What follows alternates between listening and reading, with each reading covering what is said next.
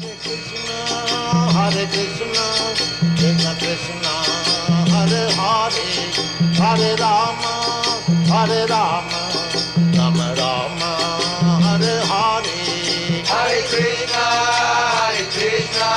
Krishna Krishna, Hare Hare, Hare Rama, Rama Rama, Hare Hare. हरे कृष्णा। तो आप सभी भक्तों का हार्दिक स्वागत है। तो श्री कृष्ण जन्माष्टमी के अवसर पे हम लोग भगवान कृष्ण के 64 गुणों के ऊपर चर्चा कर रहे थे। तो उसमें से अ, हम लोग लगभग 37 क्वालिटीज तक ही डिस्कस कर पाए थे। तो बचे हुए जो क्वालिटीज है, गुण हैं, उनके बारे में हम लोग आगे आने वाले 2-3 दिनों में जैसे गीता क्लास और राम कथा में चर्चा करेंगे। Hare Krishna. So last time हमने डिस्कस किया भगवान का 37 number quality, protector of surrendered souls. जो समर्पित भक्त होते हैं उनको सुरक्षा प्रदान करते हैं भगवान। So Krishna is the protector of all surrendered souls. भगवान क्या है? भगवान सुरक्षा प्रदान करते हैं। वैसे तो भगवान कृष्ण सबको सुरक्षा देते हैं, इसमें कोई संशय नहीं है, डाउट नहीं है। भगवान को कोई सरेंडर करे या ना करे, सुरक्षा तो देते ही हैं भगवान। लेकिन जो सरेंडर्ड सोल्स होते हैं, जो समर्पित भक्त होते हैं, उनको भगवान आध्यात्मिक रूप से सुरक्षा देता है, पूर्ण सुरक्षा देता है। उस सुरक्षा का मतलब क्या है? सुरक्षा का मतलब होता है कि भगवान उसको अपने चरण कमलों से कभी विचलित नहीं होने देते हैं। और ये कार्य करने के लिए भगवान उसको किसी भी स्थिति में डाल सकते हैं। हाँ, ये भगवान की अद्भुत बात है। जो समर्पित नहीं है, इस भौतिक संसार में रह करके ही भौतिक लाभ प्राप्त करना चाहते हैं, तो भगवान उनको भौतिक लाभ प्रदान करते हैं। वो भी एक दूसरे तरीके से, वो भी एक प्रोटेक्शन ही हुआ। जैसे भौतिक शरीर, भौतिक जगत में जो भी जीवात्माएं हैं भौतिक सुख भोगना चाहते हैं, तो भगवान उनको पूरा फैसिलिटी, अपॉर्चुनिटी, इंटेलिजेंस सब कुछ प्रोवाइड करते। मत्तः स्मृति ज्ञानम अपोहनम च, भगवान बोले सर्वस्य चाहम हृदि सन्निविष्टो, मत्तः स्मृति ज्ञानम अपोहनम च। सर्वस्य, भगवान बोलते सर्वस्य मतलब within the heart of each and every living entity. हर किसी जीवात्मा के हृदय में उपस्थित होकर के मैं ये 3 कार्य करता हूँ। क्या क्या? मत्तः मतलब मेरे से, स्मृति ज्ञान अपोहनम मेरे से रिमेम्बरेंस आता है, ज्ञान आता है, नॉलेज आता है, और अपोहनम भुला भी देते हैं। अगर जरूरत पड़ती है तो कुछ चीजें भुलवा भी सकते हैं भगवान। हाँ, जैसे जो स्टूडेंट्स तैयारी करते हैं, खूब एग्जाम की तैयारी करते हैं, एग्जाम के टाइम पे जाते हैं, तो कभी कभी ऐसा होता है कि अचानक से कुछ चीजें हैं उनको याद आ जाती है और वो सॉल्व कर लेते हैं क्वेश्चन। और कभी कभी ऐसा भी होता है कि किसी चीज को बहुत अच्छे से वो तैयारी करके गए हैं लेकिन भूल जाते हैं। होता है ना? तो ये कौन करता है? ये भगवान करते हैं। तो लेकिन ये भी सुरक्षा है, ये भी प्रोटेक्शन। इसके अलग अलग कारण है, बट एनीवे हम लोग यहाँ पे मेन चर्चा कर रहे हैं कि जो समर्पित भक्त होते हैं, समर्पित जो जीवात्मा होते हैं, उनको भगवान सुरक्षा देते हैं। और ये सुरक्षा देने के लिए भगवान क्या करते हैं? बिल्वा ठाकुर बताते हैं, पदाश्रिता नाम ये समस्त चौरम। जो पदाश्रित भगवान के चरण कमलों में आश्रय ले लेते हैं, उसका सब कुछ चुरा लेते हैं। हाँ, करोति भिक्षुम पतिगेह हीनम। भगवान ये भी कर सकते हैं। बट जिनका हृदय पूरी तरह से शुद्ध हो जाता है, जैसे ध्रुव महाराज हो गए और सुदामा विप्र हो गए, तो भगवान उनको पूरा भौतिक रूप से भी सब कुछ प्रोवाइड भी कर देते हैं। तो इस प्रकार से भगवान प्रोटेक्शन देते हैं, सुरक्षा देते हैं।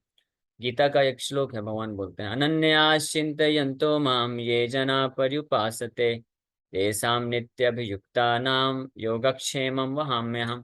कि जो अनन्य भाव से मेरे चिंतन, मेरा आश्रय लेते हैं, तो उनके जीवन में कुछ कमी होती है तो कमी को मैं पूरा करता हूँ, और जो उनके पास होता है उसको मैं प्रिजर्व करता हूँ, उसको मैं बचाता हूँ। ये भगवान बोलते हैं। तो उसमें प्रभुपाद जी तात्पर्य में मेंशन करते हैं कि जो भगवान का आश्रित, भगवान पे आश्रित भक्त होते हैं, तो उनके पास क्या संपत्ति होती है? उनकी संपत्ति होती है भगवान कृष्ण के प्रति भक्ति, यश, जो प्रेम है, वो उनकी संपत्ति है। तो भगवान उसको हर कंडीशन में प्रिजर्व करते हैं।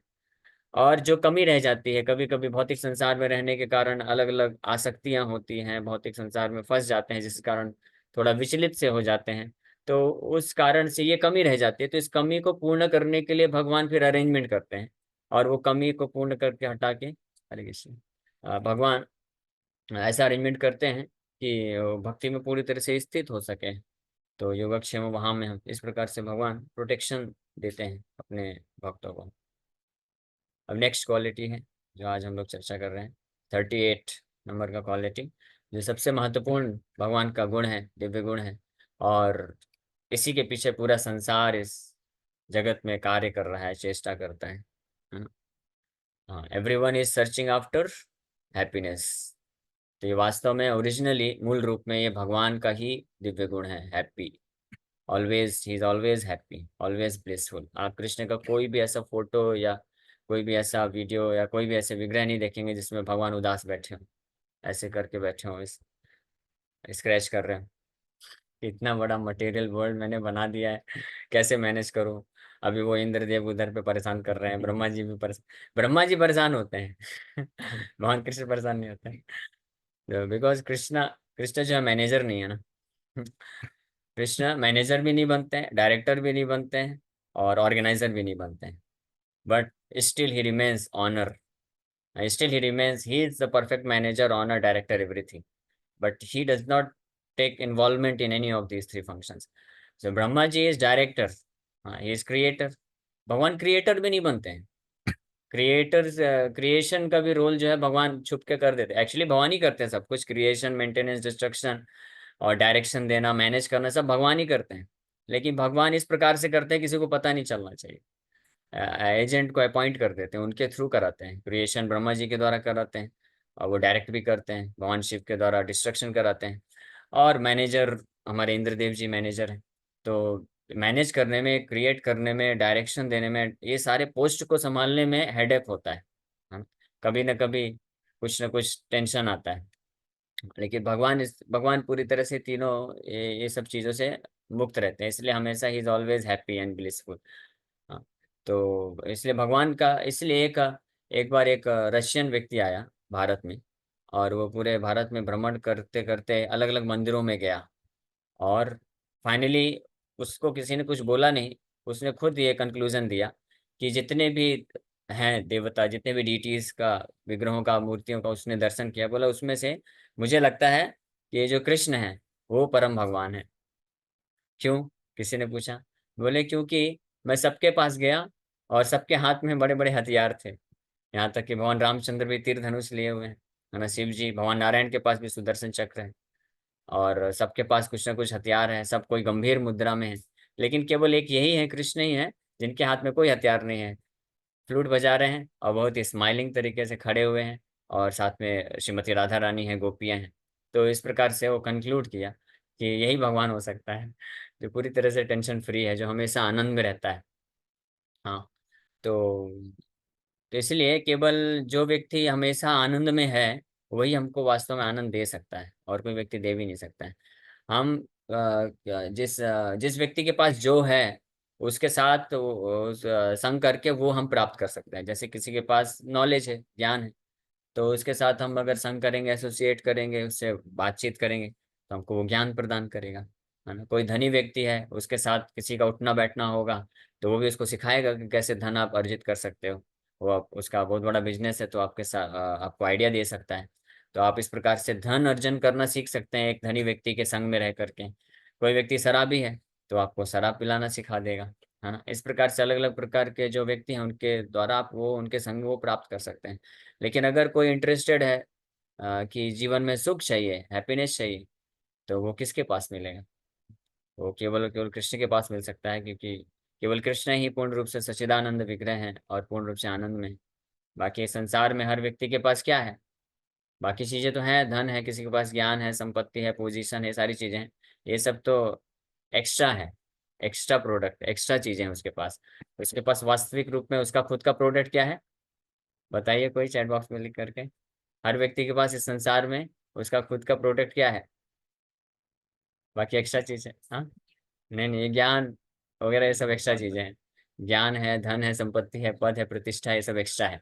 तो एक्स्ट्रा में से कुछ दे सकता है वो, लेकिन उसके पास जो भरपूर मात्रा में है उसमें से वो ज्यादा मात्रा में दे देता है, और वो क्या है? हाँ, प्रेम। प्रेम तो बिल्कुल ही नहीं है, ये किसने लिखा? बिल्कुल गलत जवाब, प्रेम ही तो नहीं है। दुख, केवल और केवल दुख है। उसके हृदय में दुख है, असंतुष्टि है, फ्रस्ट्रेशन है, इसलिए वो प्रचुर मात्रा में प्रदान कर सकता है। इसलिए आप देखिए, किसी के साथ भी आप, इस संसार में हमारा किसी के साथ भी संपर्क होता है, तो अल्टीमेटली हमको असंतुष्टि ही मिलने वाला है, दुख ही मिलने वाला है। लेकिन कृष्ण के पास वास्तव में उनका पूरा जो विग्रह है, स्वरूप ही है, वो आनंद से बना हुआ है। सच्चिदानंद विग्रह बोला जाता है। कृष्ण का स्वरूप ही आनंदमय स्वरूप है। इसलिए एक हम लोग श्लोक पे चर्चा कर रहे थे ना, नटवर बपू। हाँ, कर्णियो कर्णिकारम नटवर बपू। हाँ, और श्लोक कैसे चालू होता है? बरहा पीड़म, हाँ, नटवर बपू। तो नटवर बपू जिनका स्वरूप ही डांसिंग पोज में लगता है, मतलब नृत्य नृत्य का मूर्तिमान स्वरूप है, और वो आनंद के मूर्तिमान स्वरूप है। इसलिए उनका संग लेना तो दूर की बात है, उनके बारे में कोई स्मरण भी कर लेता है, दर्शन कर लेता है, या उनका नाम ले लेता है कोई, तो उसके जीवन में सुख की अनुभूति होने लग जाती है। नाम भी नहीं लेने की जरूरत है। अगर कोई नाम नहीं ले, नाम लेना मतलब शुद्ध नाम, शुद्ध नाम मतलब वास्तविक कृष्ण का नाम। हाँ? कोई कृष्ण के नाम का रिफ्लेक्शन, आभास, नामाभास या नामा अपराध जिसको बोलते हैं, जो भौतिक तरीके से लेते हैं, तो उसको नामाभास बोला जाता है। नामाभास मतलब reflection of the holy name. तो उतना लेने मात्र से भी उस व्यक्ति के जीवन से क्या नष्ट हो जाता है? अंधकार नष्ट हो जाता है। दुख रूपी जो अंधकार है वो नष्ट हो जाता है, और एक शांति को प्राप्त करता है। लेकिन आनंद को प्राप्त करेगा जब वास्तविक नाम हृदय में प्रवेश करता है। तो ये इफेक्ट है। तो इसलिए भगवान ही जो है, is the happiest personality. So happy का डिफिनेशन बताया गया है, any person who is always joyful and untouched by any distress is called happy. As far as Krishna's enjoyment is concerned, it is stated that the ornaments which decorated the bodies of Krishna and his queens were beyond the dreams of Kuvera. The treasurer of the heavenly kingdom is Kuvera. So उनके भी imagination, उनके भी विचार शक्ति के परे है। कृष्ण इस प्रकार का ऐश्वर्य कृष्ण के पास था। The constant dancing before the doors of Krishna's palaces was not to be imagined even by the demigods in the heavenly kingdom. In the heavenly kingdom, Indra always sees the dancing of the society girls, but even Indra could not imagine how beautiful were the dances being performed at the gates of Krishna's palaces. Gauri means white woman, and Lord Shiva's wife is called Gauri. The beautiful women residing within the palaces of Krishna were so much whiter than Gauri that they were compared to the moonshine, and they were constantly visible to Krishna. Therefore, no one can be enjoying more than Krishna. The conception of enjoyment is beautiful women, ornaments, and riches, and all of these were fabulously present in the palaces of Krishna, defeating even the imagination of Kuvera, Lord Indra, or Lord Shiva.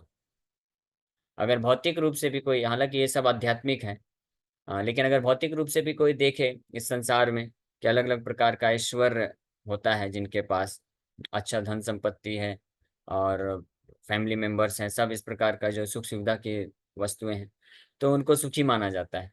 लेकिन उस comparison में भी भगवान कृष्ण जो है, जितने भी त्रिभुवन में जितने भी महान महान देवता हैं, उनके कंपैरिजन में भी भगवान के पास ये ऐश्वर्य प्रचुर मात्रा में है। इसलिए बताया गया भागवतम के 10वें स्कंद में, द्वारका का जो ऐश्वर्य है, उसका दर्शन, उसकी ख्याति इतनी थी कि उसका दर्शन करने के लिए पूरे ब्रह्मांड से लोग आते थे। ब्रह्मलोक का ऐश्वर्य भी तुच्छ था, ब्रह्मा जी भी आए दर्शन करने के लिए, भगवान शिव भी आए दर्शन करने के लिए, इंद्र चंद्र वरुण तो आए ही। और इतना ही नहीं, वैकुंठ का भी ऐश्वर्य द्वारका के ऐश्वर्य के सामने फीका पड़ गया।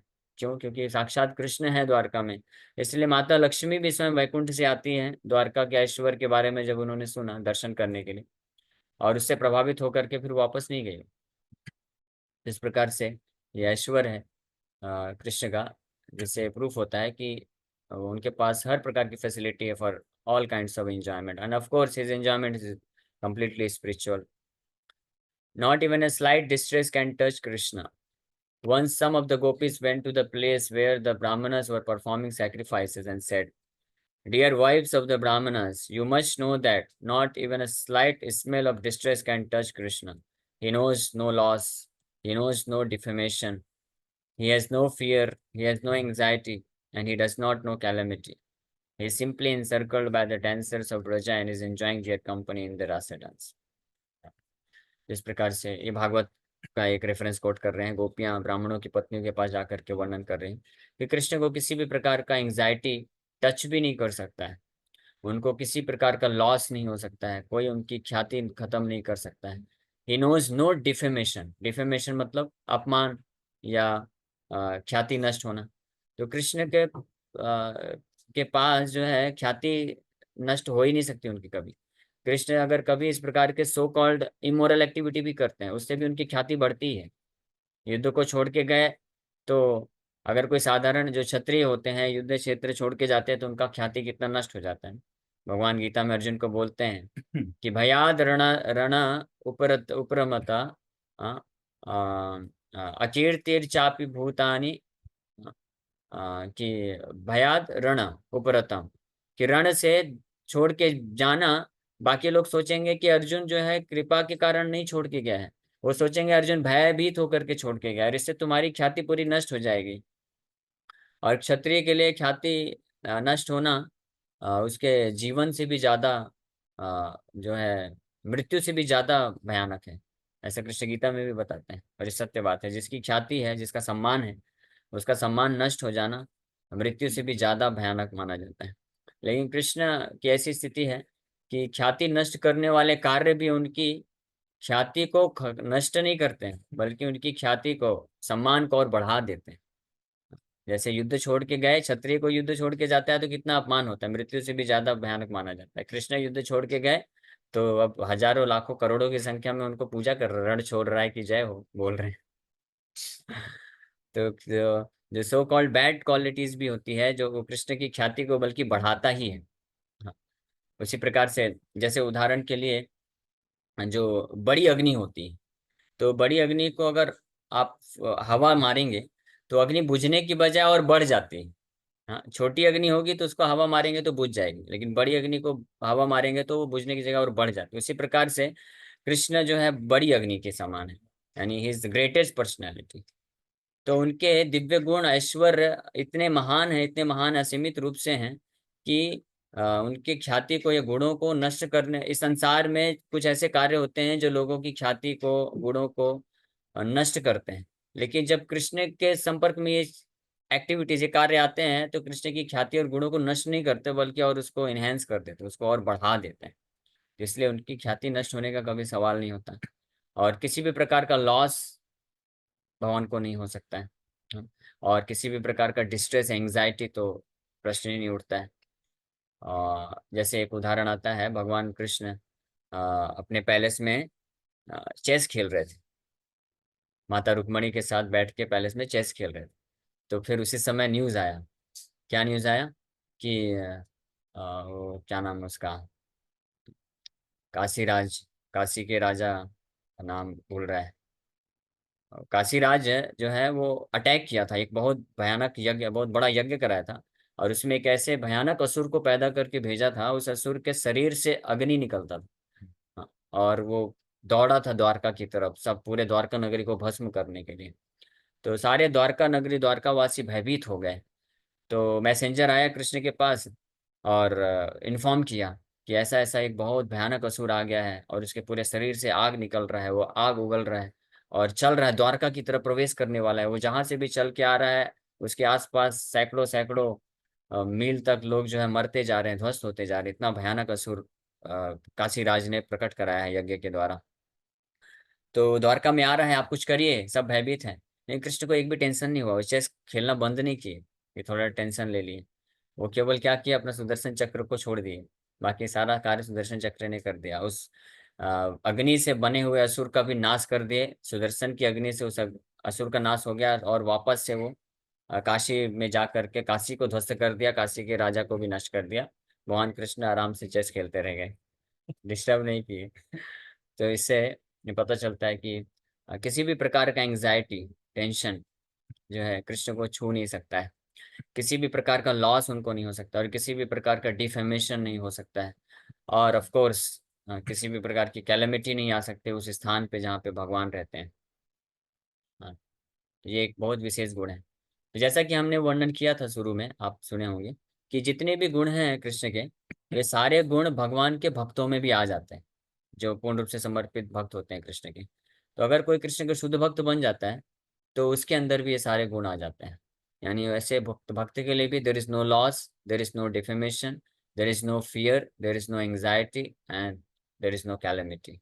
कोई एंग्जाइटी नहीं, फियर नहीं, ये हम देख सकते हैं। श्रील प्रभुपाद जी जब मुंबई में हरे कृष्णा लैंड प्राप्त हुआ, और उसके लिए बहुत संघर्ष करना पड़ा। हाँ, एक असुर था यहाँ पे, वो बहुत परेशान किया, मिस्टर, हाँ, एन नायर करके। तो उसी का जमीन था, जमीन दिया था, कई बार वो लोगों को धोखा दे करके, ऐसे 3-4 बार उस जमीन को बेच करके पैसा हड़प करके इस प्रकार से धोखा दिया था। तो वो सोचा कि ये भी एक ये तो साधु साधु लोग हैं, इनको तो ऐसे मैं बेवकूफ़ बना दूंगा। लेकिन वो समझ नहीं पाया कि किस साधु से पल्ला पड़ गया है। लेकिन बहुत वो एंग्जाइटी दिया, भक्तों को बहुत परेशान किया, क्योंकि प्रभुपाद जी के पास उस वक्त जितने भी भक्त थे, मोस्टली सब अमेरिकन यूरोपियन ही डिसाइपल्स थे। तो वो फॉरेनर थे, और उनको वो भी 20-25 साल 30 साल के नवयुवक लोग थे। तो उनको वो बेवकूफ़ बना दिया, और इस तरह से जो है कानूनी तरीके से ऐसे फंसा दिया कि लैंड भी हाथ से गया, और 14 लाख का पेमेंट भी किए थे वो भी हाथ से चला गया। ऐसा हो गया था, प्रभुपाद जी बहुत एंग्जाइटी में, ऐसा लग रहा था। तो प्रभुपाद जी लेकिन क्योंकि हमेशा तो मुंबई में नहीं रह सकते, ऑल ओवर वर्ल्ड ट्रैवल करते रहते थे, और उस वक्त ईमेल फोन इतना तो था नहीं, लेटर के थ्रू कितना गाइड करेंगे। तो प्रभुपाद जी कहीं और विदेश में बैठे हैं, और एक भक्त ने लेटर लिख दिया, बता दिया कि ऐसा ऐसा हो चुका है, डील पूरी तरह से हमारे हाथ से जा चुकी है, पैसा भी गया और लैंड भी गया। तो Prabhupada ji he became very furious, बहुत गुस्सा हो गए, क्योंकि कुछ इंस्ट्रक्शन दिए थे प्रभुपाद जी उस जमीन से संबंधित कि ऐसे ऐसे आपको डील करना है। भक्तों ने जो है बिकॉज ऑफ इमेच्योरिटी वो उस प्रकार से डील नहीं कर पाए। मिस्टर नायर ने बहुत ही ऐसा सिचुएशन क्रिएट कर दिया, डरा दिया, और गुंडे भी भेज दिए थे, अटैक भी कराया था। ये मंदिर भी तोड़ाया था, टेम्परेरी जो शेड का मंदिर बना था उसको तोड़ भी दिया था। वो तो क्या बाला साहब ठाकरे, उन्होंने ऑर्डर दिया इसलिए बच गया फाइनली, लेकिन बिल्डिंग्स कुछ कुछ गिरा दिया था। फिर पीएल सेठी जी हुए, एक बहुत बहुत अच्छे भक्त हैं प्रभुपाद जी के वेल विशर हुए। तो वो फिर बचाते हैं और फिर कंस्ट्रक्शन कराते हैं। लेकिन उस एंग्जाइटी में भी, इतना एंग्जाइटी में थे प्रभुपाद जी, और इस प्रकार का कन्वर्सेशन सब चल रहा था, लेकिन वो एंग्जाइटी में रहने के बाद भी शाम को बैठ के कृष्णा बुक पढ़ रहे हैं, और भक्त लोग बैठे हुए कृष्णा बुक पढ़ रहे हैं, और जो है बड़े आनंद में चर्चा कर रहे हैं कृष्ण की लीलाओं के बारे में, एज इफ जैसे कि पूरे दिन भर में कोई एंग्जाइटी ही नहीं आया है ना। साधारण साधारण तौर पे अगर कोई व्यक्ति होता है जो किसी का बिजनेस है, या और कोई कार्य है, जॉब है, जिसमें वो इन्वॉल्व है, और वो जो है उसके हाथ से जा रहा है, कुछ नुकसान हो रहा है, तो वो दिन और रात पूरी तरह से एंग्जाइटी में रहता है, कांस्टेंट उसको डिस्ट्रेस लगा रहता है, सपने में भी वो सारी एंग्जाइटी आते रहती है हाँ? लेकिन जिस प्रकार से कृष्ण का ये दिव्य गुण है, कृष्ण कभी एंग्जाइटी को फील भी नहीं कर सकते, उसी प्रकार के कृष्ण के शुद्ध भक्त होते हैं। तो कई बार वो एंग्जाइटी में दिखते हैं, ऐसा प्रतीत होता है कृष्ण की सेवा के लिए अलग अलग प्रकार के चिंता या एंग्जाइटी आती है, लेकिन internally within the core of their heart आपूर्यमानम अचला प्रतिष्ठम समुद्रमापा प्रविशन्ति यद्वत् तद्वत् कामायं प्रविशन्ति सर्वे न शांति अपनोति न तो काम कामी। तो समुद्र से भगवान कृष्ण खुद बताते हैं अपने ऐसे भक्त के बारे में।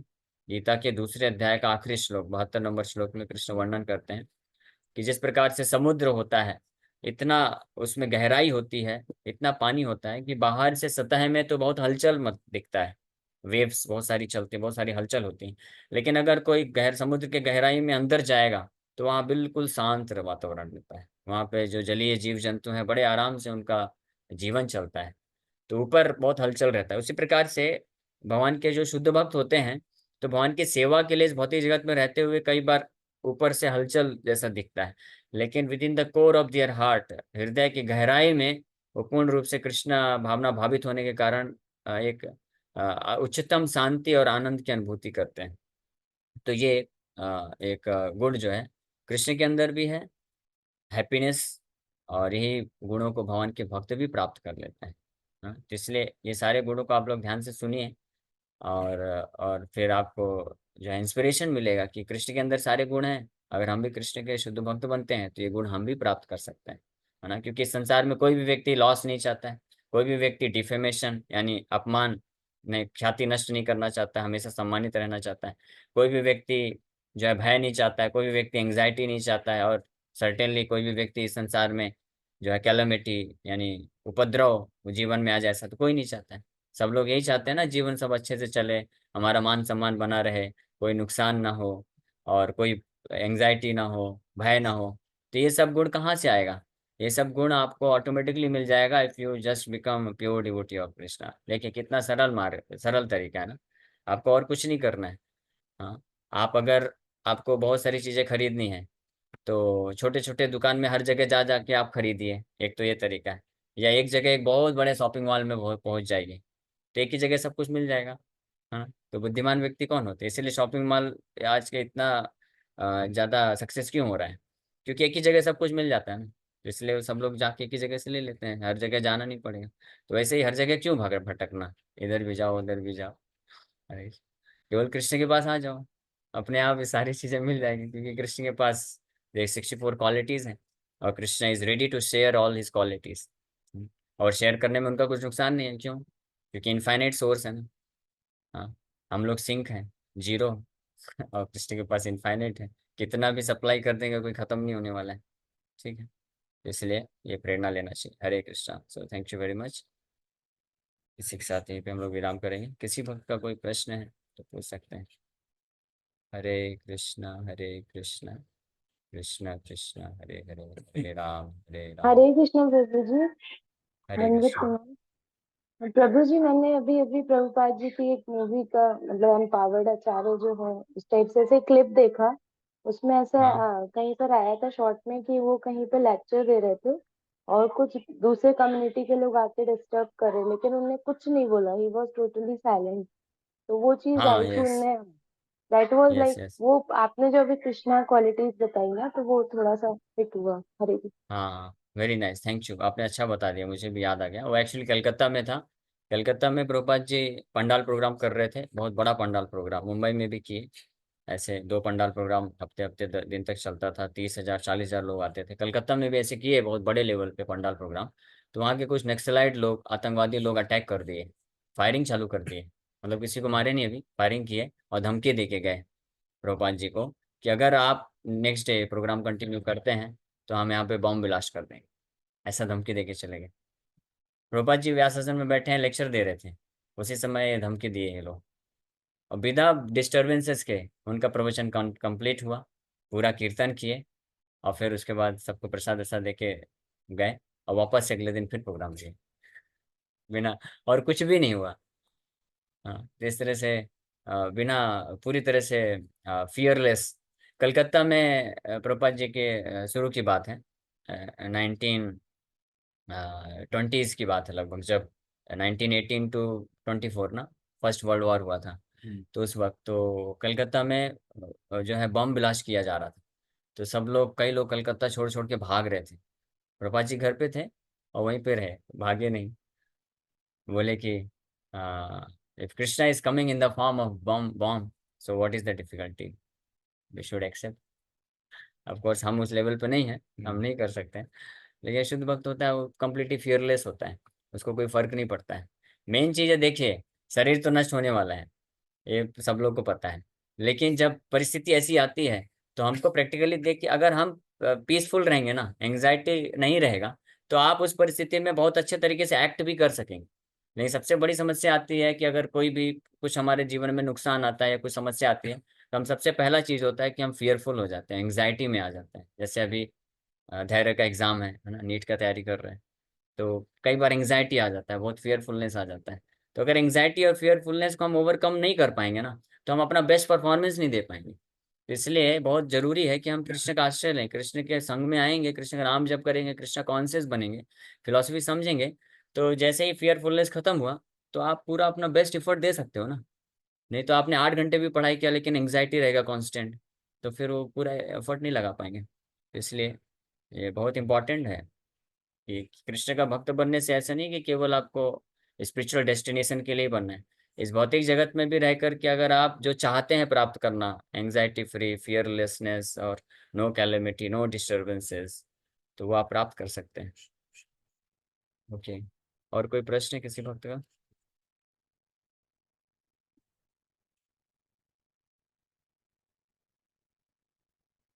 यस। कभी भी गुणगान नहीं करना चाहिए, मतलब किसने भक्ति को बोला? उजागर नहीं, नहीं करना भक्ति का, चाहिए। अच्छा हाँ, अपनी भक्ति को उजागर नहीं, भक्ति का गुणगान तो करना हाँ, है भरपूर तरीके से। हम जो उजागर भक्ति कर मतलब रहे कि हैं, क्या। हाँ, हम जो भक्ति कर, मैं समझ गया, हम जो भक्ति करते हैं उसको ज्यादा ऐसा प्रचार प्रसार नहीं करना चाहिए कि देखो मैंने इतना महान भक्ति किया, मैंने ये किया वो किया, वो नष्ट हो जाएगा। चाहे भक्ति नहीं, कोई भी चीज है, भौतिक रूप में भी अगर आप अपना प्रशंसा करेंगे ना, तो आपके पास वो जो चीजें हैं वो नष्ट हो जाएंगी। ये एक प्रिंसिपल है।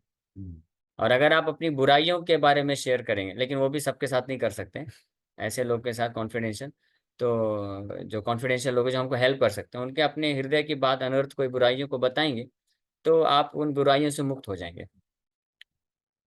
और दूसरों के अच्छे गुणों का अगर आप प्रशंसा करेंगे, तो वो अच्छे गुण आपके पास आ जाएंगे। और दूसरों के अगर बेकार गुणों को, फॉल्ट्स हैं, उसको आप अगर दोष को निकालेंगे, तो वो दोष धीरे धीरे आपके अंदर आ जाएंगे। ये प्रिंसिपल वर्क करता है।